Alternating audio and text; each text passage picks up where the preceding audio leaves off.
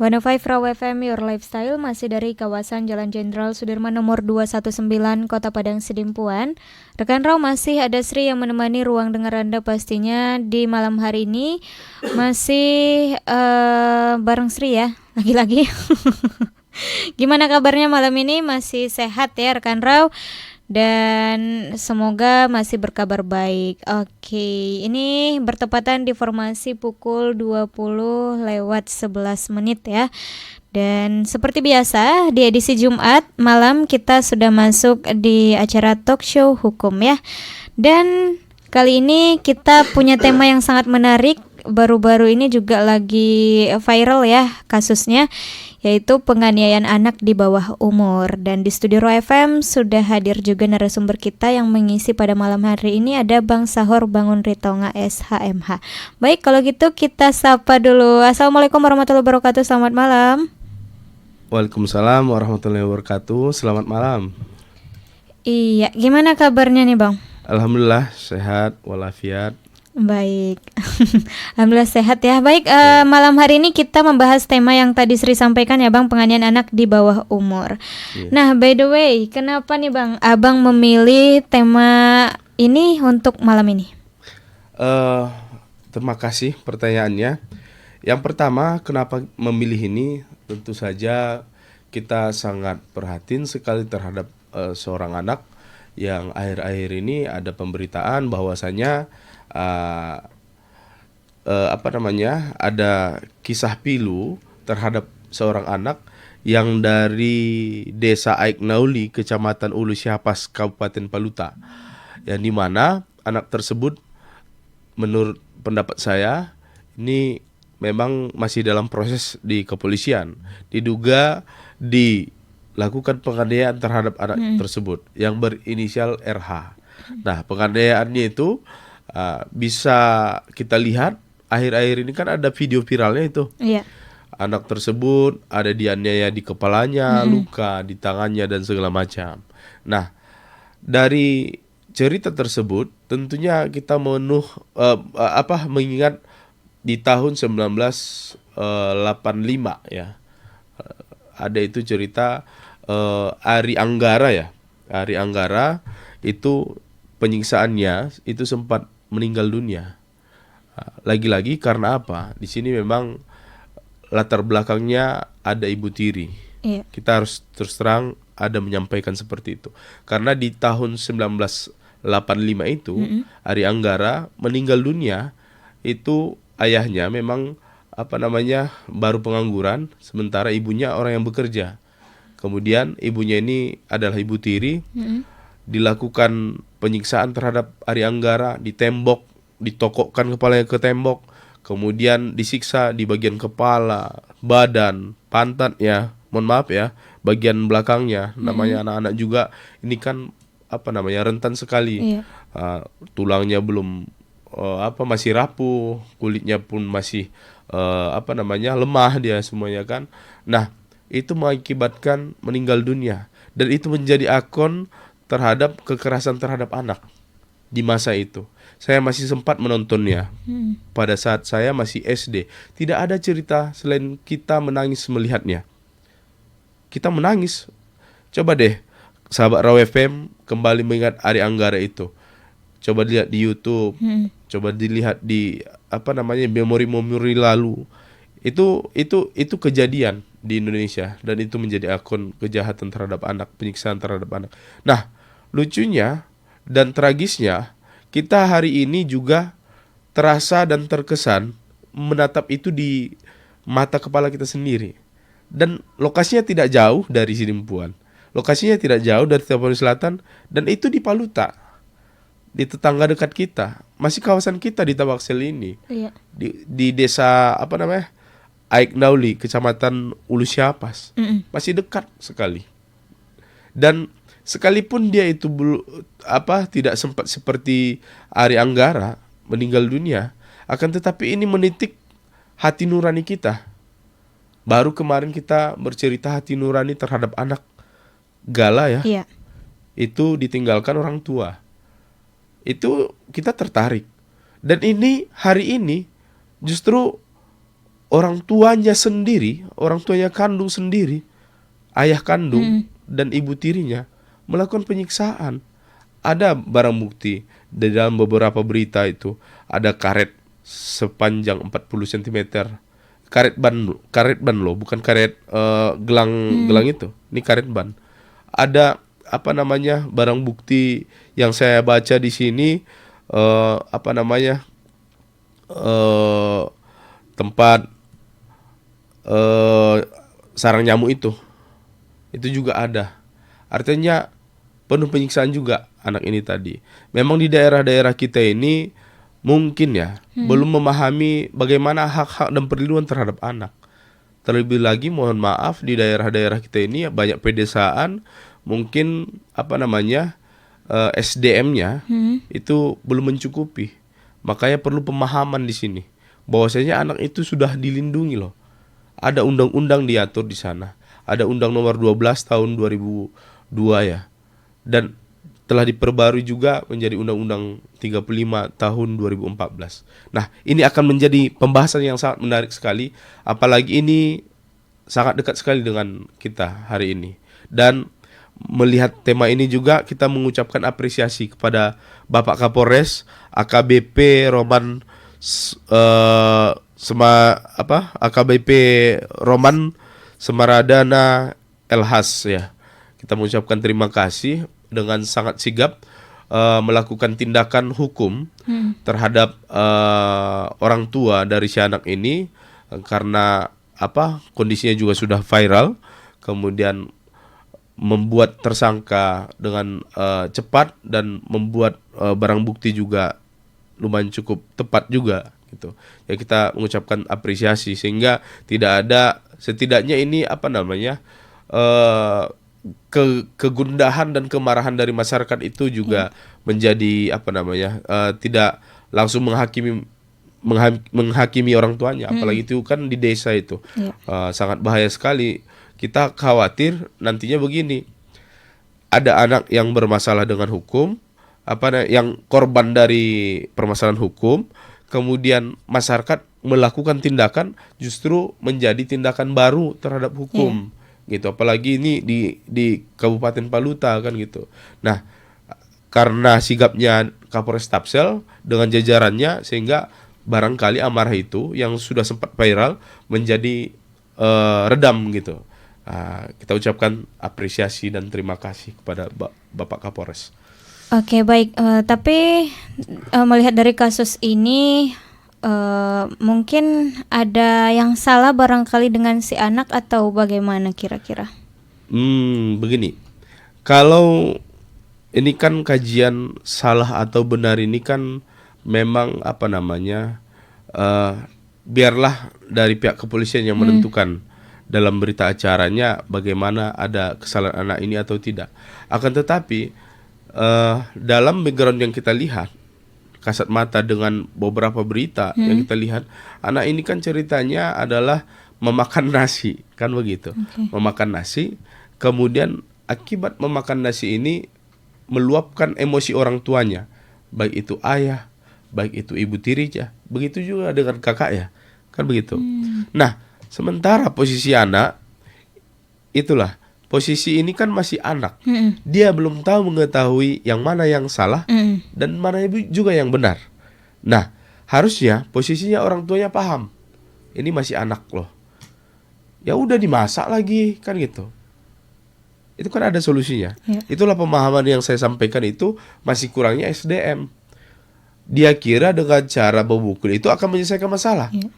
Tidak kan. Justru terjadi masalah baru. Apalagi hari ini adalah sangat mudah sekali untuk menyuarakan keadilan, untuk menyuarakan kebenaran. Dengan kasus seperti itu viral, akhirnya apa? Semua masyarakat gundah, marah, sehingga melakukan tindakan hukum. Nah, hal-hal yang seperti inilah pendewasaan sebagai orang tua itu harus memahami, ini loh anak-anak, ini loh orang. Padahal itu sebenarnya bisa dipelajari untuk pendewasaan berkeluarga itu. apalagi menghadapi anak-anak. Sekalipun dia, mohon maaf, di daerah kita ini, Tapau Selatan ini, banyak itu orang sukses dari orang tua yang, mohon maaf, belum mencukupi pendidikan yang cukup. Betul. Banyak kok itu. Cuman kenapa bisa seperti itu? Kan gitu. Mungkin orang tuanya ini ada kesalahan. Jadi kalau ditanyakan seperti itu tadi, apakah ada salah anak ini atau salah orang tua? Saya katakan mutlak ini adalah salah orang tua. Karena dia belum tahu mana yang salah, mana yang benar. Gitu. Oke, baik. Nah, sementara yang dimaksud dengan anak di bawah umur kira-kira dari usia berapa ke berapa nih, Bang? Kalau anak di bawah umur menurut undang-undang ini 18 tahun ke bawah. 18 tahun Dan ke bawah. anak yang dikatakan anak itu masih dalam janin, dalam perut. Oke. Dalam rahim ya, Iya. dalam rahim. Itu sudah dikatakan anak-anak. Sehingga kalau seandainya begini, ada ini katakanlah dia suami istri, kemudian melakukan tindakan yang melanggar undang-undang. Apa melanggar undang-undang ya? Ini suami istri yang sah. Kemudian menikah. Ada janin dalam perut istrinya. Kemudian ini digugurkannya. Mereka ada tindakan hukum loh. Jangan asal-asal asal-asal melakukan tindakan aborsi. Itu udah masuk perlindungan anak juga loh. Gitu. Oke. Konon dia udah lahir ke muka bumi, udah punya udah punya nama, udah punya bahasa tubuh, udah bisa ngomong, kemudian dilukai. Lah, kemudian siapa yang salah? Tentu orang tuanya. Orang tua itu kan mendidik anak-anaknya gitu. Gitu dah. Oke, baik. Berarti sejak bisa dikatakan dari janin ya, Bang ya? Dari janin dalam Dari janin rahim. sampai dengan kira-kira 18 tahun. Iya. Oke, baik. Jadi itu dia yang dikatakan atau yang dimaksud dengan anak di bawah umur. Iya. Nah, tadi kita ada satu pertanyaan ya, Bang, di awal sebelum mulai segmen talk show. Iya. Dia punya case nih, katanya dia punya anak umurnya 5 tahun. Terus kemarin matanya dipukul sama seorang yang berumur 9 tahun. Iya. Dan udah dilaporkan ke kepolisian. Dan yang ingin ditanyakannya, secara hukum pelaku seharusnya akan mendapatkan pasal berapa? Terima kasih. Nah, kalau mengenai pasal itu juga telah diatur. Ini secara di undang-undang ini telah include dia. Dia itu di pasal 80. Kalau melakukan kalau dia ranah pidananya. Di dalam setiap di undang-undang itu dikatakan ada diskriminasi, ada juga penganiayaan, ada kekerasan seksual dan seterusnya. Akan saya jelaskan di poin berikutnya nanti.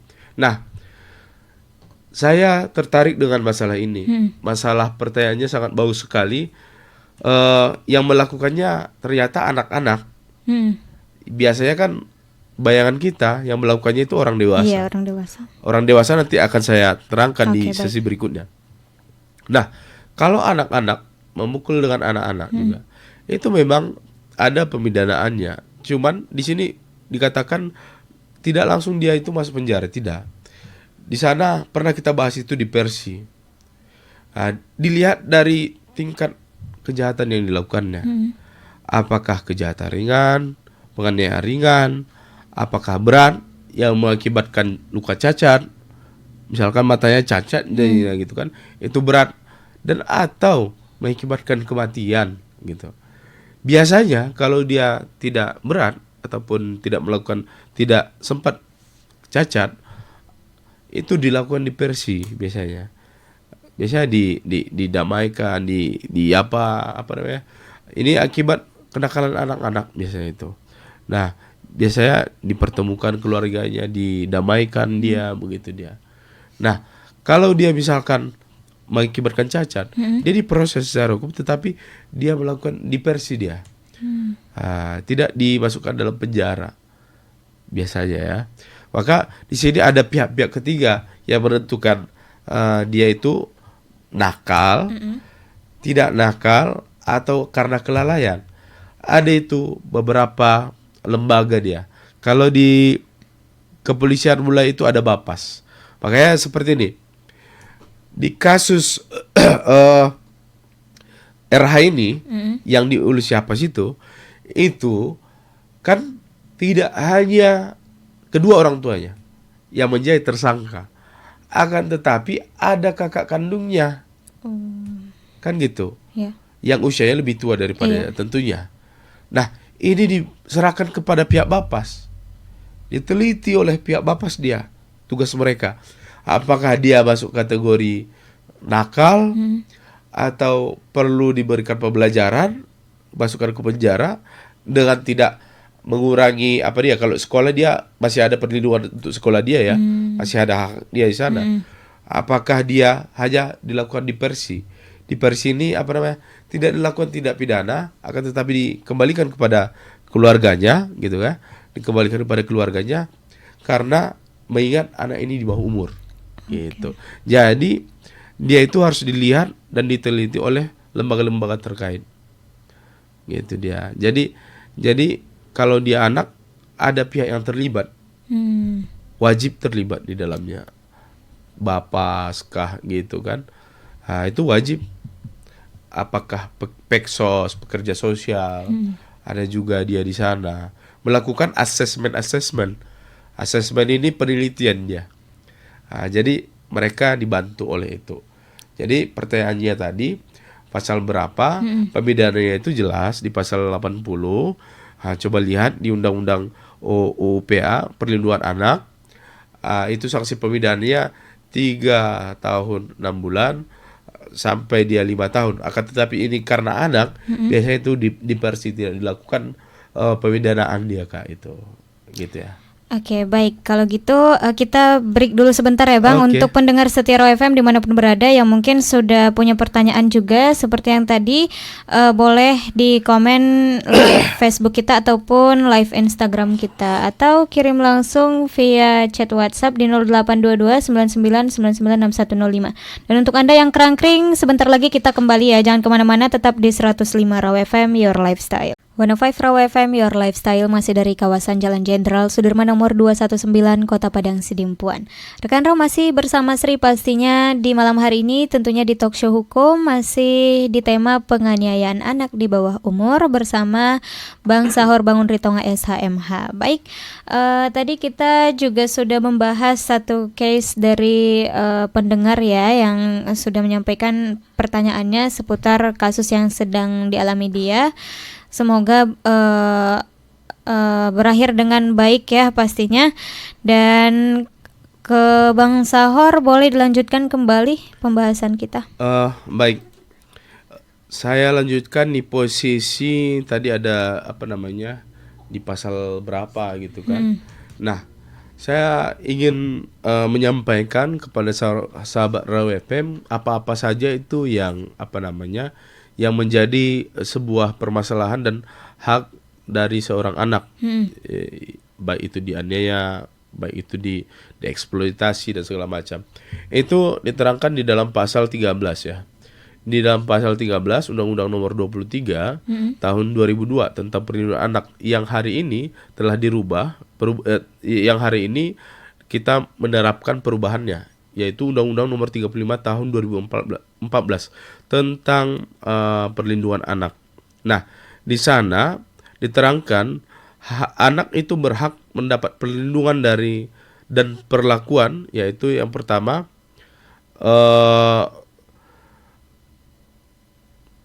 diskriminasi. Dia itu tidak boleh dilakukan diskriminasi, eksploitasi, baik ekonomi maupun seksual. Eksploitasi ini sederhananya ini sering sekali terjadi di mana, di daerah perkotaan, termasuk di Kota Padang Sidimpuan. Saya pikir kalau kita lihat apa namanya, kita jalan nih malam ini ataupun pagi hari di pasar sana, itu ada anak-anak menjual, misalkan lah, menjual plastik, eceran.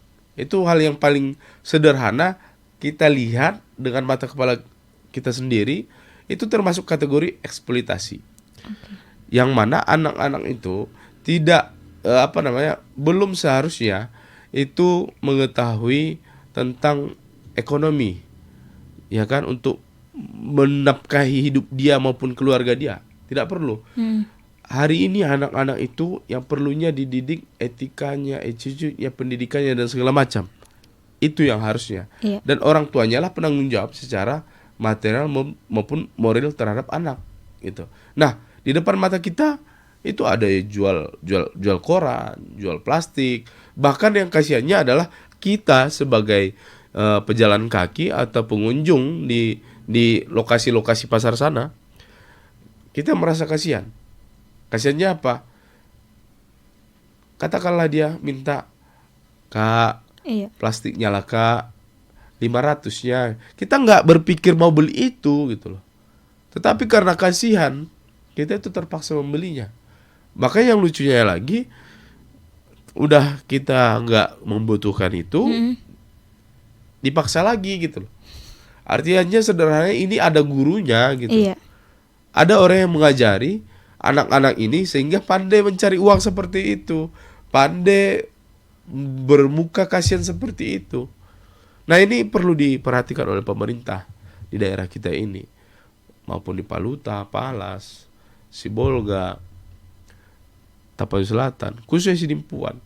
Ini jangan menjadi harapan kita itu jangan menjadi kota pendidikan yang melanggar undang-undang tentang perlindungan anak. Yang pendidikan juga kita langgar loh. Kalau udah kota pendidikan seperti itu, yang usianya di bawah 18 tahun ya kita kaji. Itu kan anak SMA ke bawah ya. Iya. Nah, tetapi kita udah tahu seperti itu, ternyata kita langgar gitu loh. Harapan kita ada ini penting loh gitu oleh pemerintah, memperhatikan anak-anak itu. Jangan sempat ada yang gelandangan, kemudian jangan sempat ada dia udah mengutamakan pendapatan uang loh daripada bagaimana dulu dewasanya nanti ya. Gitu. Daripada pendidikannya. Dia bisa aja cabut dari sekolah, tidak mementingkan pendidikan, tidak mementingkan etika, asalkan ada uang jadi semuanya gitu. Jangan sempat terjadi seperti itu. Nah, saya lanjut, baik ekonomi maupun sensual. Di sini tadi ekonomi saya terangkan. Nah, sensual di sini banyak itu anak-anak itu menjadi korban. Kalau kita nanganinya di sana adalah korban, katakanlah, mohon maaf deh ya, ini cabul segala macam, korban kejahatan seksual segala macam karena kelemahannya badannya, kemudian ada kejahatan dari luar sana, orang tua dan segala macam yang mengakibatkan anak-anak jadi korban. Nah, selanjutnya terjadi penelantaran. Ini penelantaran saya tidak jelaskan lagi karena itu pemahaman yang sangat sederhana. Ada kekejaman, kekerasan dan penganiayaan. Nah, di sini yang kita bahas ini adalah penganiayaan. Ini masuk pasal 13 itu tadi, dan ketidakadilan dan perlakuan salah lainnya. Nah, ini penganiayaan ini debate kita hari ini, pokok pembahasan kita hari ini. Nah, sanksinya apa? Dijelaskan dalam pasal 80 Undang-Undang 35 tahun 2014. Di sini sanksi pemidanaannya itu mencapai 3 tahun 6 bulan. Dan 5 tahun. Di situ dijelaskan. Nah, kalau di posisi 3 tahun 6 bulan ini, dia itu terjadi kekerasan terhadap anak yang ini lukanya ringan.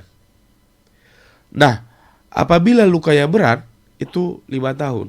Nah, yang paling inti saya sampaikan di sini, nih di pasal 80, katakanlah di ayat 3, dalam hal anak sebagaimana dimaksud pada ayat 2 itu mengakibatkan kematian, maka pelaku pidana dengan dipidana penjara paling lama 15 tahun. Itu kalau dia meninggal dunia. Nah, poin terakhir, pidana ditambah sepertiga dari ketentuan sebagaimana dimaksud pada ayat 1 dan ayat 2. Dan ayat apabila melakukan penganiayaan tersebut oleh orang tuanya.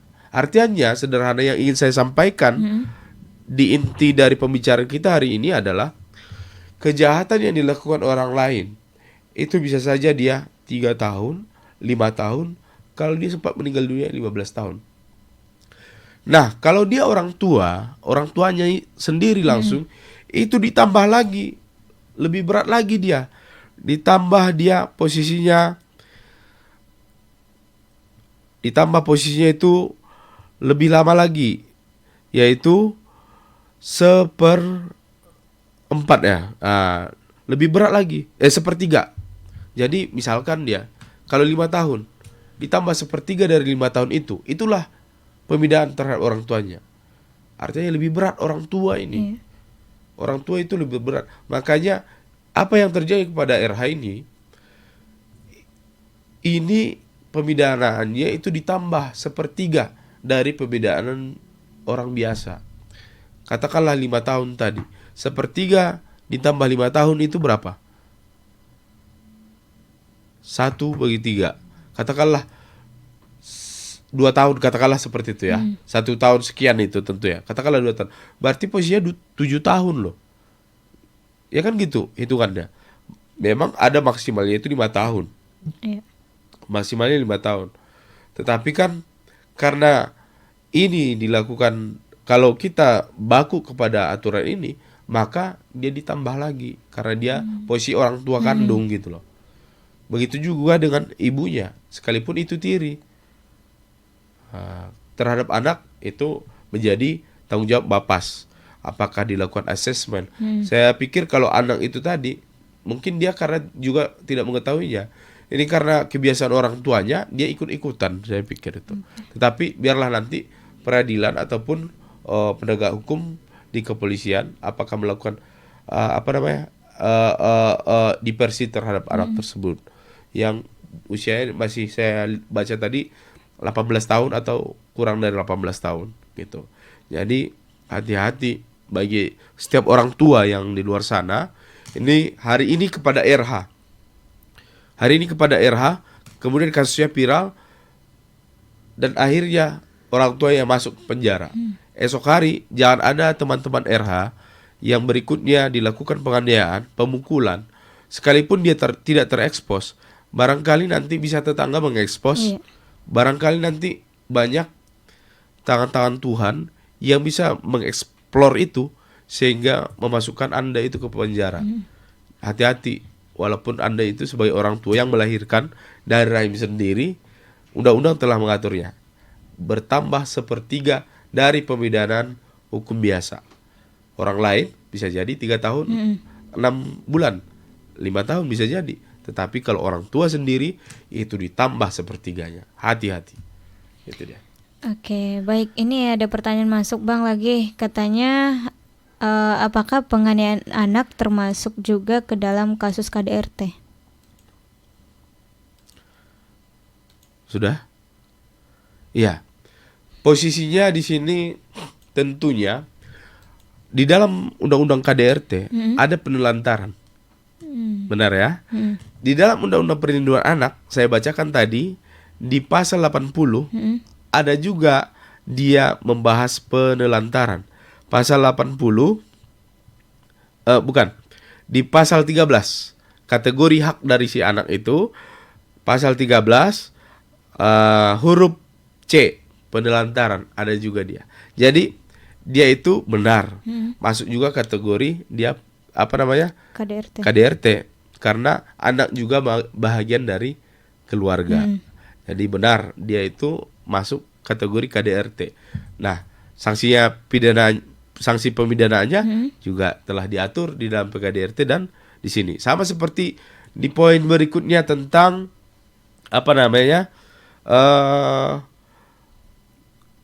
poin B-nya, eksploitasi baik ekonomi maupun sensual.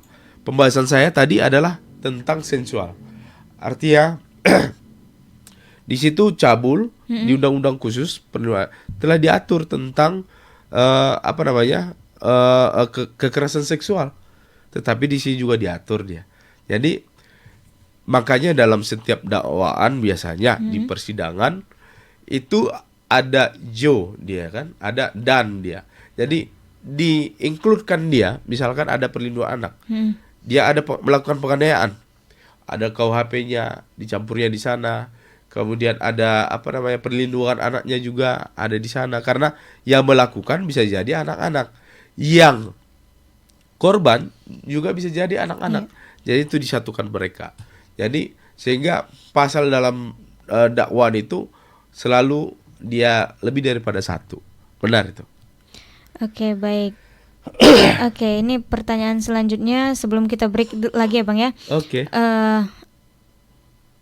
Ini dari via chat WhatsApp Mauliana. Oke. Apakah ada tindakan hukum jika penganiayaan dilakukan sesama anak di bawah umur? Iya. Misal si A umur 10 berantem dengan si B umur 15 tahun hingga berakibat penganiayaan. Iya. Baik. Siapa namanya tadi? Mauliana. Mauliana. Gini Mbak Mauliana. Memang penerangan ini saya udah terangkan tadi di posisinya. Ada melakukan penganiayaan, katakanlah itu seumuran, namanya juga apa sih namanya, anak SD. Saya juga anak SD pernah berantem gitu kan. Berantem antara abang dan adik, antara kelas 6 dengan kelas 4. Yang kelas 4-nya melawan, saya melawan gitu kan sama kelas 6-nya gitu. Jadi itu tadi ada kategorinya. Apakah melakukan dalam tindak pidana itu masih ringan, berat, dan mengakibatkan meninggal dunia. Nah, kalau ringan dia posisinya itu dilakukan diversi. Diversi ini pemidananya itu dikesampingkan, nggak dimasukkan ke penjara anak itu, tidak, karena yang melakukannya juga anak-anak gitu loh, di bawah umur gitu loh, dikembalikan pada orang tua. Memang dia diberikan wejangan semua ya. Jadi kalau misalnya dikembalikan ke orang tua yang nggak dapat penalti dong, misalnya dia masuk ke penjara tidak. Berarti nanti nggak ada apanya lah Bang, apa namanya? Efek jerah. Iya. Nah, itulah tugas orang tua itu. Di sana apa sih namanya? Masih ada orang tua yang harus membina anak. Anak ini kan kadang 10 tahun tadi ceritanya ya. Belum tahu yang mana yang salah dan benar. Masa kita bisa paksain, ini udah salah loh yang kau buat, sementara kita belum menguasai kejiwaan si anak ini. Dia harus belajar apa, itu semuanya ada pendidikannya. Cara mendidik anak itu. Jadi memang kenakalan, katakanlah dia itu di posisi 11 tahun, 12 tahun gitu kan, itu udah masuk kategori remaja.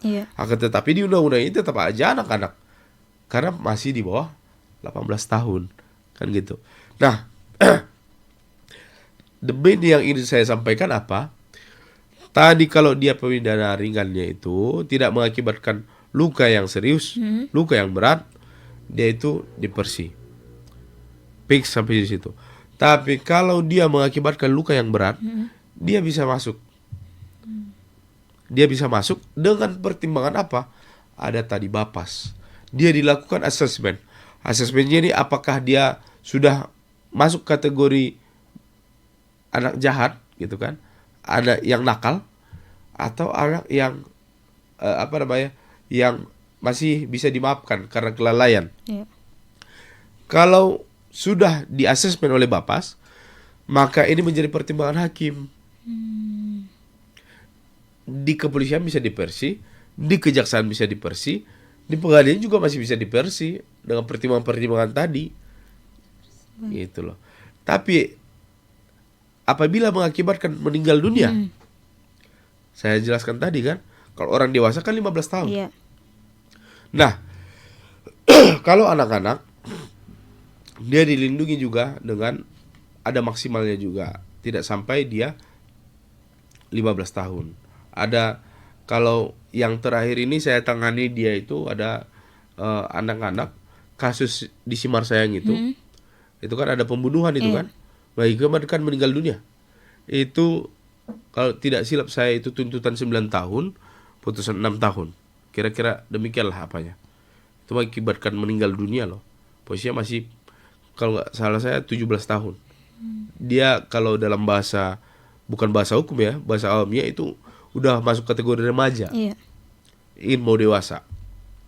Tetapi di dalam undang-undang tetap dia dikategorikan anak-anak.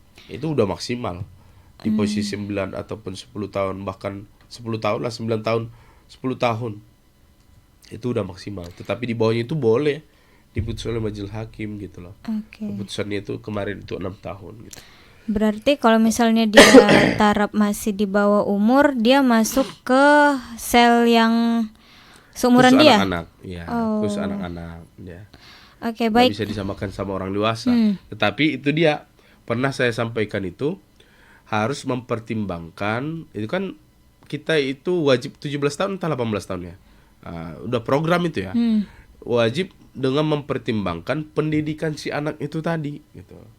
Kemarin ini perlu saya sampaikan juga ke Raw FM ini, kawan-kawan masyarakat yang mendengar kan. Kemarin barusan kita itu bahas tentang pendidikan anak yang yang belum cukup perhatian gitu. Hari ini sudah ada di lapas Salambuye Padang Sidimpuan itu udah MOU dengan dinas pendidikan tentang pendidikan si anak. Ada paket C atau paket apa gitu. Sekarang udah ada itu pendidikannya, udah diperhatikan, dan Kanwil juga merespon baik dengan program yang disampaikan di lapas itu. Nah, itulah, walaupun dia melakukan, anak-anak itu melakukan tindak pidana kejahatan, kalau anak-anak kan posisinya itu anak yang bermasalah dengan hukum.